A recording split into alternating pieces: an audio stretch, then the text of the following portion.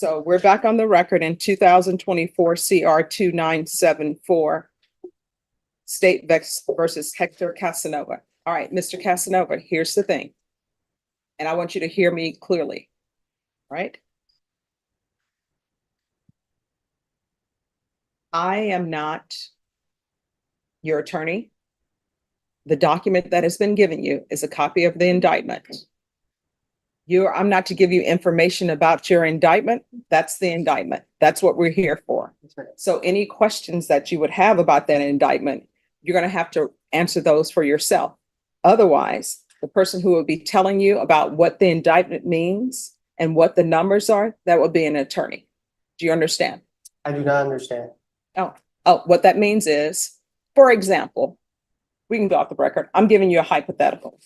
All right. Let's say you needed surgery and you're in the middle of the wilderness, you need surgery, and you tell me and you tell the doctor, guess what? I'm performing this surgery on my own. I don't need you. I'm walking out of the hospital. I'm going to go in the desert. Now, maybe the doctor would try to stop you and do other things. But if you go in that desert by yourself, don't tell the doctor where you are. You take a scalpel out in the desert by yourself. You don't get to call the doctor and say, hey, I'm in the middle of the desert performing surgery. I'm going to be my own anesthesiologist. I'm doing all of this. How do you do this? Because they're not going to tell you. It's the same thing here. You're saying that you do not want to be represented by an attorney. You want to represent yourself.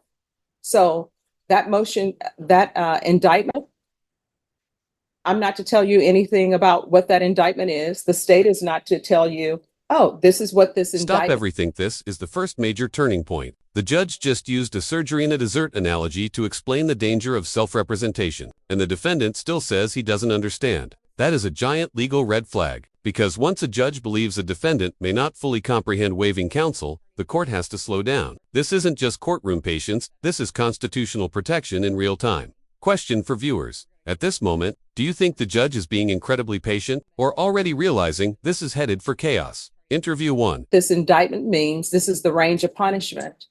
Those are things that you're supposed to do. Do you understand? I still don't understand. All right. So just have a seat. This is what's going to end up happening. You're going to have an attorney. That attorney is going to come over to the court right now. You're going to speak to that attorney. After you speak to that attorney, we're going to go forward. Ms. Ferguson, can you call manage to sign counsel and let them know that we need an attorney over here? And that attorney will talk to you. That attorney will tell you what that indictment means. That attorney will tell you the range of punishment. Do you understand? I still don't understand. All right. Well, I don't know how I can further make you understand. Are we on the record? Yeah. All right, Norma, get someone from manage to sign counsel here, please. All right, just have a seat and we're going to have an attorney come down. All right. I would like to ask some questions on the record, if I may, while I have your time here. Oh, no. Let me just tell you, you'll have my time till 5 o'clock because that's how long we're here. What is going to end up happening is an attorney from manage to sign counsel is going to come down. Do you understand? I do not understand because I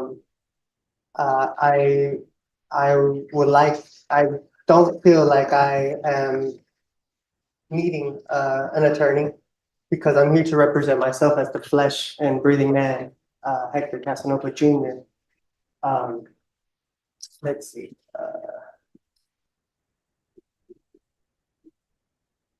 All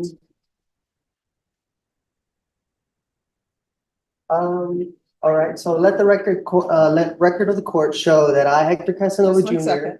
We're just one stop. Yes, sorry. All right, we're on the record. So what did you want the record to reflect? So let the record of the court show that I, Hector Casanova Jr., the accused in this criminal action, has asked the court to divulge the nature and cause of the accusation upon the authority of the Sixth Amendment, and that this court has failed in its duty to inform me of the nature and cause of this action.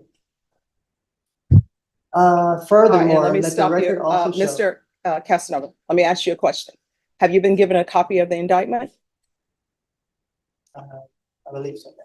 All right, so let the record reflect that Mr. Casanova has been given the copy of the indictment, and the copy of the indictment, it tells him what he is charged with. You may continue.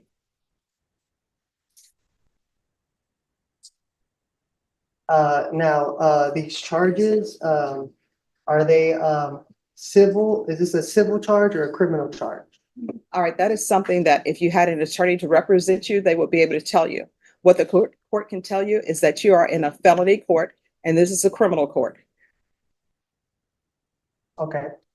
So, this being a criminal, let the record of the court show that the action against me is criminal action. My following question would be, the Constitution grants this court two types of criminal jurisdiction. Criminal jurisdiction under the common law and criminal jurisdiction under the Admiralty or military tribunal. In which of these two jurisdictions does this court intend to try me? All right, so this is what is going to happen, Mr. Casanova. Someone from managed assigned counsel is going to come over and you can speak with them or not speak with them. But the questions that you are asking the court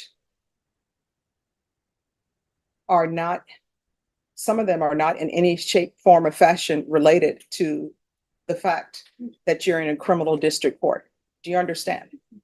I do not understand. Okay. But I don't think you'll be violating your oath of office if you did your duty under the Constitution. I am not seeking legal advice. What I want to know is legal intent. Mhm. I have the right to appear as myself in my own person without a licensed attorney. In order to intelligently defend myself, I need to know the jurisdiction this court is operating under. Mhm. Let's see. So therefore, will you please answer the question so that way this court is properly identified? All right, you're in the 187 District Court. It's a criminal court. You're on the 4th floor. Thank you. This Constitution grants this court two types of criminal jurisdiction. Criminal jurisdiction under the common law and criminal jurisdiction under All right, I'm going Admiralty or military to counsel. tribunal. I'm sorry. And there it Mr. is, hammer drops. This is the moment the judge effectively shuts down the common law versus Admiralty jurisdiction argument, which courts hear surprisingly often and almost never entertain. Notice what the judge is doing. He refuses to get dragged into a side debate and keeps pulling the case back to procedure. That's courtroom control. And honestly, Mr. Casanova, in the human flesh, I'm going to stop you right there. What is going to end up happening, I want you to hear me clearly. An attorney is coming over for managed assigned counsel, period. That's it.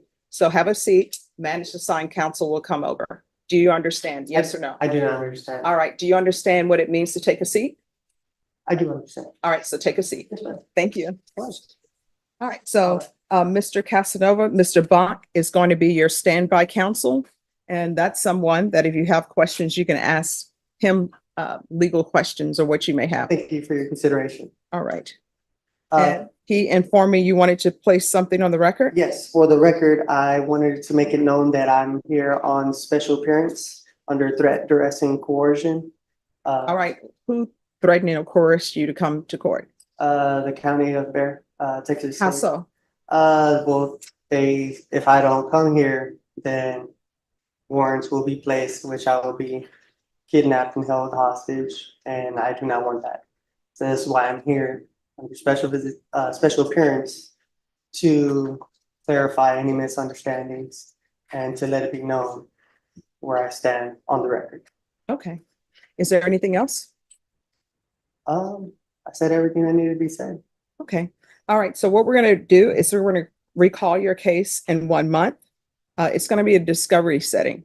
So that's to make sure that you have all the information that the state has concerning your case. Do you understand? I do understand. All right, Ms. Ferguson, if I can have a 30-day reset for Mr. Casanova. And after you receive all the discovery, then the next setting is going to be a plea deadline date. The state will tender an offer to you at the next setting. And then I'll give you your plea deadline date and you can accept the state's offer or come to an agreement or not. If you're unable to come to an agreement at that time, it'll be scheduled for jury trial. Thank you, Ms. Boyd. You're welcome. Any other questions? I have no further questions. All right, so Ms. Ferguson is going to give me a date and then you'll sign it. Mr. Bonk will sign it to signify when you're to come back. All right. I appreciate your time. All right, you're welcome. And thank you for dressing appropriately for court. What date, Ms. Ferguson? All right, so we'll be back on July 29th. All right, once you sign the reset form, you'll be excused. Yes. If something were to come up and I need to maybe reschedule that date, is that a possible thing? To You'll come need- up ahead of time? You'll need to speak to the court coordinator and they will let you know. I will tell you the rescheduling of cases. Are you in the hospital? You're not in the hospital, you need to be here. Okay, You so understand? pretty much no excuse, be here. Yes. All right, thank you. Thank you. All right, I think that's our last case for the day. Is that correct? All right, thank you for coming over, Mr. Bach. Yes, Judge. All right. How do y'all do this? Charles.